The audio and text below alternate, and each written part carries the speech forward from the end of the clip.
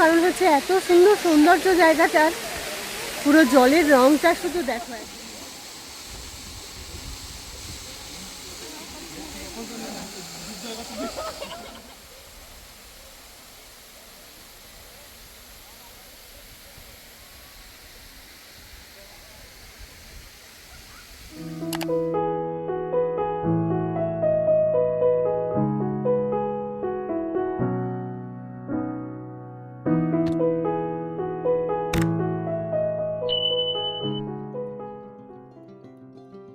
সকলকে সুপ্রভাত জানিয়েই নতুন একটা ভিডিও শুরু করছি।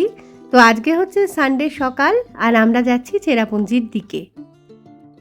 তো আশা করি সকলে খুব ভালো আছো আর আমরাও বেশ ভালোই আছি। তবে আমার আর নানুর একটুখানি ঠান্ডা লেগেছে, কিভাবে বুঝতে পারছি না, হয়তো বা ওয়েদার চেঞ্জ থেকেই হয়েছে। তো তার ফলে গলাটায় প্রবলেম করছে, গলায় সমানে কাশি আসছে, তো একটানা আর কি কথা বলতে একটু অসুবিধাই হচ্ছে কয়েকদিন। তো যাই হোক, সেই সব উপেক্ষা করেই আজকে তো বেরিয়ে পড়েছি ঘুরতে। তো দাঁড়িয়েছি একটা পেট্রোল পাম্পে, গাড়িতে পেট্রোল নেব, তারপরে সামনের দিকে এগোবো। তো এক কাপ চায়ের খুব দরকার, এখানে খোঁজ করলাম পেলাম না, তো একটুখানি এগিয়ে গিয়ে দেখি চায়ের দোকান আছে কিনা। ওকে যাবার আগে জিজ্ঞাসা করে আসবি যাকে মিলিয়াম কফি ভালো বানাতে, ওই ঘোড়ার মুখ এটা। আজকে মিলিয়ামে দাঁড়িয়েছিলাম কফি খাবো বলে।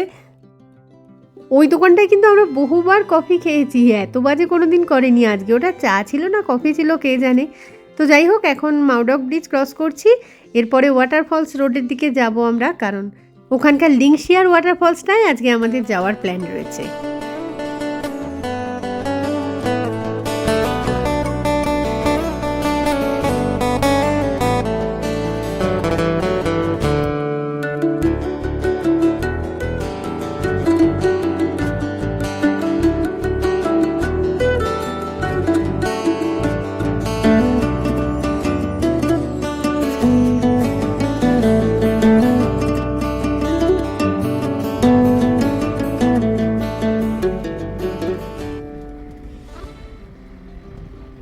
অনেকটাই বেলা হয়ে গেছে এখন, কারণ আমাদের আজকে বেরোতে একটু দেরিই হয়েছে। বেরোবো কি বেরোবো না এই চিন্তা করতে করতেই অনেকটা দেরি করে ফেলেছিলাম। তো আমরা আজকে অনেকে মিলে এসেছি, আমি, বাঙ্কুর বাবা, তার সাথে বাঙ্কুর দুটো বন্ধুও রয়েছে। আজকে আমরা চলে এসেছি লিংশিয়ার ওয়াটারফলসে, তো এটা চেরাপুঞ্জিতে। তো আমরা টোটাল 5 জন এসেছি, আমাদের সাথে বাঙ্কুর বাবা তো রয়েছেই, তার সাথে বাঙ্কুর দুটো ফ্রেন্ডও এসছে, অভিষেক আর ওটার নাম ভুলে গেছি আরেকজনের, আমি যাই হোক। তো ওদের প্ল্যান হচ্ছে আজকে স্নান করবে লিংশিয়ার ওয়াটারফলসে, তো দেখা যাক করতে পারে কিনা।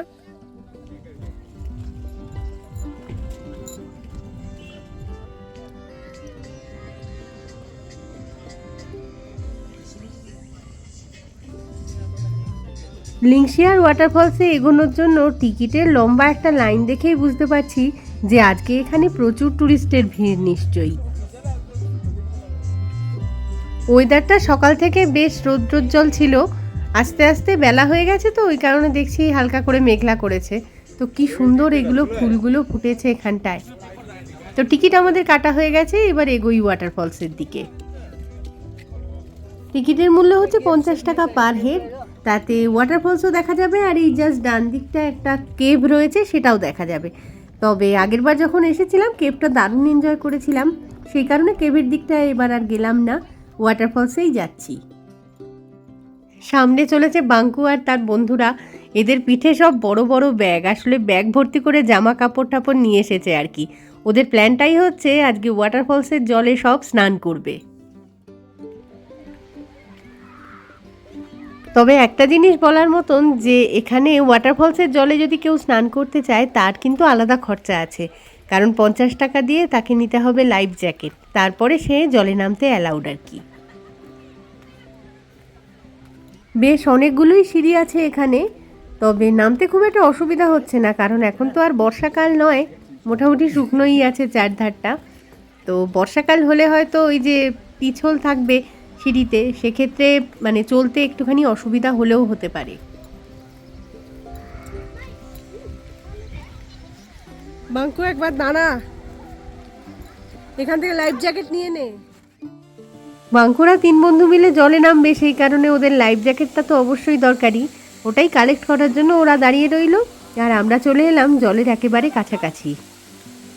জলের ওই নীল রঙটা এত সুন্দর লাগছে, তবে জল কিন্তু এই মুহূর্তে একটু কমই আছে ফলসে। আজকে আমরা চলে এসেছি লিংশিয়ার ফলসের সামনে। এটা হচ্ছে চেরাপুঞ্জিতে। তো ওয়েদার বেশ সুন্দর আছে এখন, মানে হালকা করে মেঘলা মেঘলা করেছে। আর এখানে এসে তো একদম মন ভরে গেল, কারণ হচ্ছে এত সুন্দর সৌন্দর্য জায়গাটার। পুরো জলের রংটা শুধু দেখো একবার। জায়গাটা তো অসম্ভব সুন্দর, তবে এই পাথরগুলোকে আমার কিন্তু একটু ডেঞ্জারাস মনে হচ্ছে, কারণ হচ্ছে একটু অসাবধান হলেই চোট লাগার সম্ভাবনা প্রবল। আগে যখন এসেছি লিংশিয়ার ফলসের কাছে, তখন না মানে বৃষ্টির টাইম ছিল, ফলে প্রচণ্ড বেশি জল ছিল, ওয়াটারফলসও ছিল, আর নিচটার জলটাও ঘোলাটে ছিল। তো এবারে এখন এলাম, তো এখন তো আর অতটা বৃষ্টি হয়নি, 2-4 দিন বৃষ্টি হয়ে হালকা করে সবুজ হয়েছে পুরো জায়গাটা। তবে জল কম থাকায় ওয়াটারফলসটার সৌন্দর্যটা অনেক বেশি ভালো লাগছে।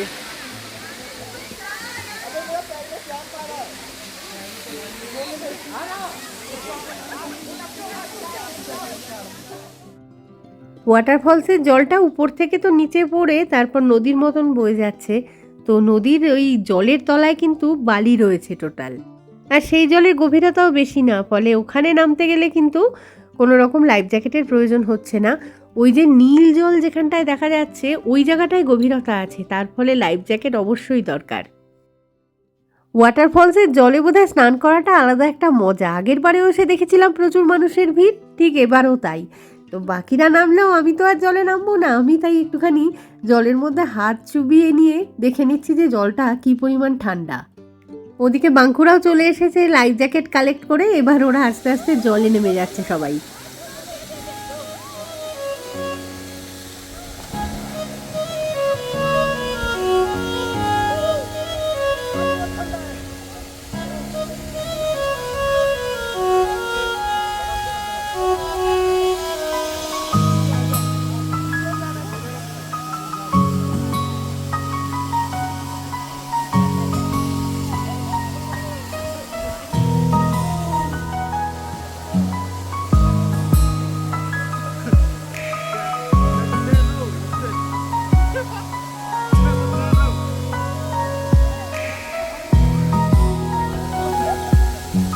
নিচে তো পাথর পেয়ে যাচ্ছিস, ধরে ধরে এগো, পাথর না পেলে আর সেই জায়গায় যাস না।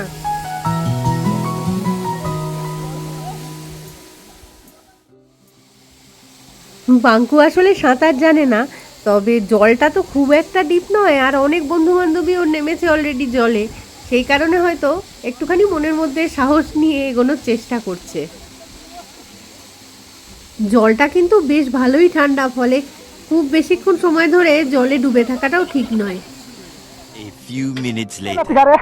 अंकल हम लोग मिलके खड़े हो जाओ पहले, फिर को हम लोग उधर जाने वाले हैं। ठीक है चल अभी जो বেশ কিছুটা সময় পেরিয়ে যাওয়ার পরে বাঙ্কু তো আর সাঁতার কাটার সাহস জোগাড় করতে পারলো না।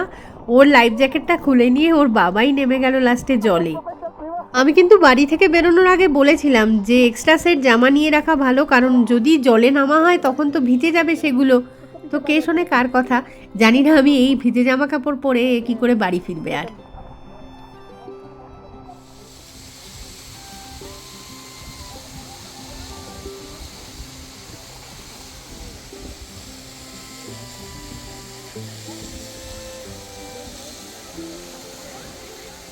বাঙ্কু এই দিকটায় আয়, এই দিকটায় আয়, এসে সাঁতার কাটার মতন হাত পা নাড়াচাড়া কর, ছবি তুলবো।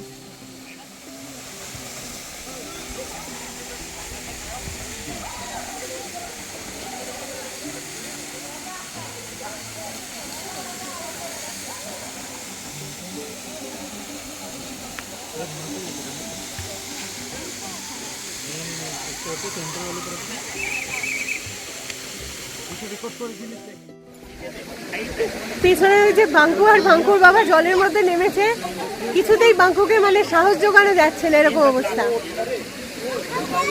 লাইফ জ্যাকেট পরেও ভয় পাচ্ছে আর কি।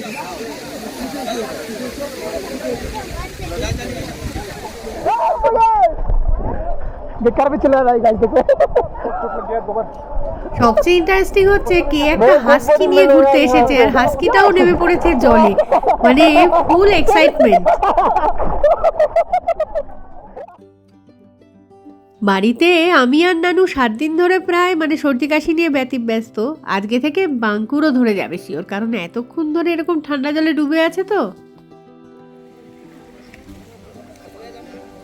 সবাই তো টুকটাক জলে নামলো, আমি আর কি দাঁড়িয়ে দাঁড়িয়ে চুপচাপ ভাবছিলাম যে জল ঘাটলে হয়তো আমার আরও বেশি ঠান্ডা লেগে যাবে, কিন্তু ফাইনালি লোভটা খুব একটা সম্বরণ করতে পারলাম না, তাই অল্প করে একটুখানি পাটা ভিজিয়েই নিলাম।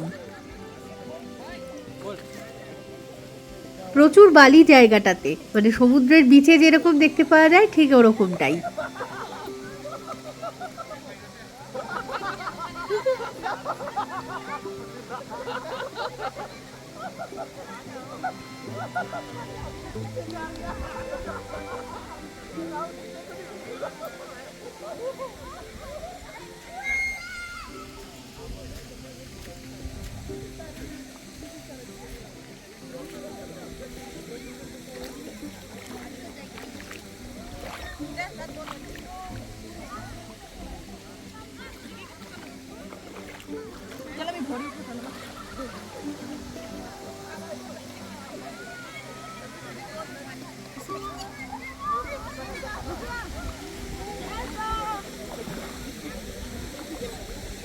শুধু মজা করলে তো আর হবে না, খেয়ালও রাখতে হবে যে জলে যাতে জামা কাপড় না ভিজে যায়, তো সাবধানে সাবধানেই পা ফেলে এগোচ্ছি আর কি।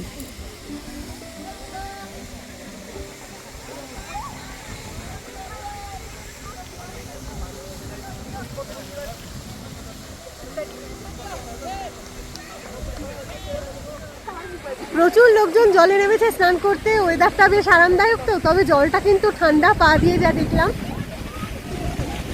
তো যেখানটায় জলটা খুব ডিপ আর কি, সেই জায়গাটায় মানে লাইফ জ্যাকেট ছাড়া কাউকে অ্যালাউ করছে না।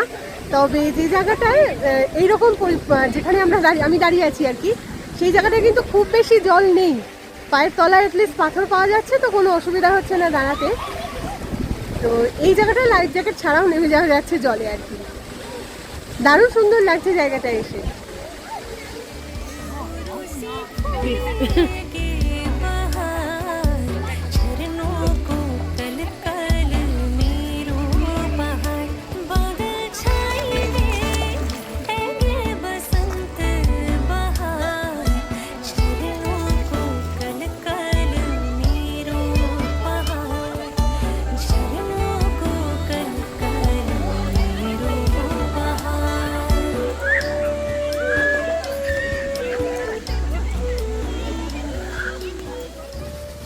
জায়গাটা থেকে আজকে যেতেই ইচ্ছে করছে না, মানে অনেকক্ষণ সময় এসেছি, তাও মনে হচ্ছে আরো একটু দাঁড়াই।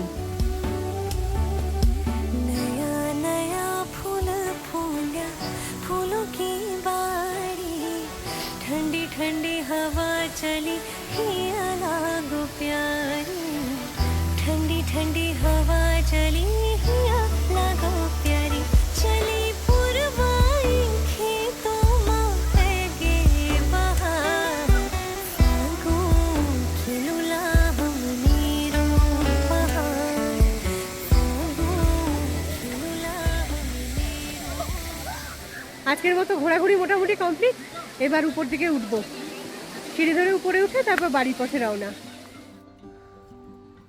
মেঘালয়ের যে কোনো ওয়াটারফলসেই কিন্তু 200-300 সিঁড়ি মিনিমাম আর কি নিচের দিকে নামতে হয়। তো নামাটা তো ইজি, গড়গড়িয়ে নেমে যাওয়া যেতে পারে, কোনো চাপই নেই। ওঠার সময় অসুবিধা হলেও হতে পারে, তো ধরেই নিতে হবে কিন্তু যে আমার অসুবিধা হবেই, আর কারু হোক আর না হোক আমার হবে। তো আমি প্রথম থেকে একটু স্লো হাঁটা শুরু করব, তরবর করলেই কিন্তু মুশকিল। আর সাথে একটা লাঠি রাখলে পাহাড়ি পথে এরকম হাঁটা চলায় খুব সুবিধা হয়। তারপরেও যদি হাঁপিয়ে যাও তখন বলবো যে দুদণ্ড দাঁড়িয়ে যাও, আশেপাশের প্রকৃতিকে এনজয় করো। এই গাছপালায় না খুব ছোট ছোট ফুল হয় সুন্দর, সেগুলোকে ক্যামেরা বন্দি করো।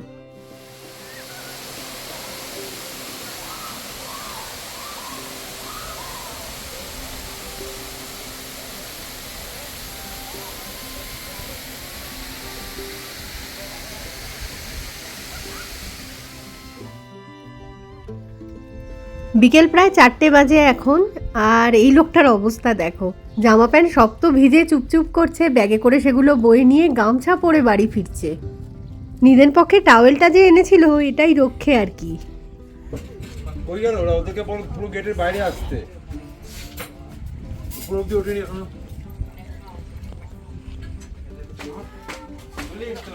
সামনেই একটা ছোট রেস্টুরেন্ট পেয়ে ওটাতেই ঢুকে বসলাম।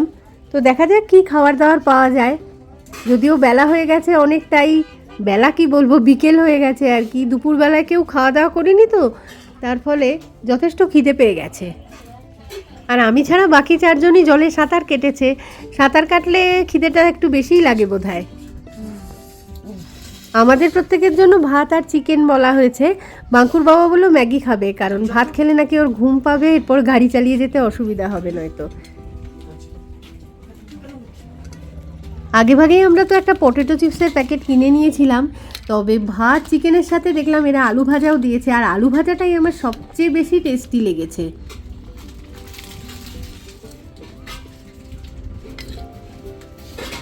প্রথমে না ভাতের পরিমাণ দেখে আমার মনে হচ্ছিল কম ভাত রয়েছে বোধহয়, তারপর খেতে বসে দেখলাম হাফ পোর্শন খেতে পেরেছি, হাফ পারিও নি, বাঙ্কুর বাবাকে দিয়ে দিয়েছি।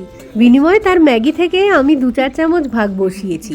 আর ম্যাগিটাও কিন্তু অপূর্ব টেস্টি ছিল, কি সুন্দর পেঁয়াজ আর টমেটো কুচি দেওয়া ছিল ভিতরে। সবাই মিলে পেট ভরে দারুণ সুন্দর খাওয়া দাওয়া করলাম। তবে খাওয়াটা কিন্তু কমপ্লিট হয় না যতক্ষণ না হাতে 1 কাপ করে চা আসছে।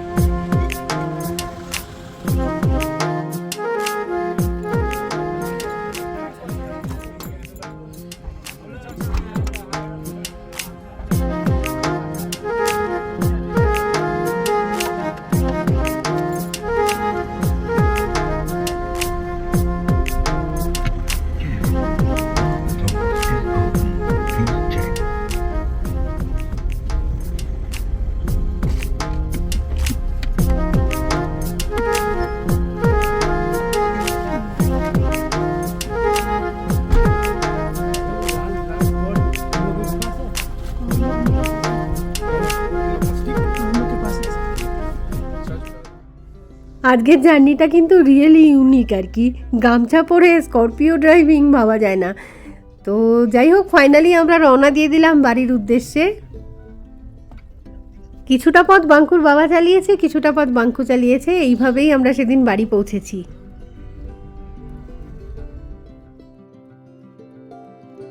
তো যাই হোক, এই ভিডিওটাকে তাহলে আর কন্টিনিউ করছি না, খুব তাড়াতাড়ি ফিরে আসছি আবার একটা নতুন ভিডিও নিয়ে। তো ততক্ষণের জন্য টাটা, আর সঙ্গে থাকার জন্য সকলকে জানাই অসংখ্য ধন্যবাদ।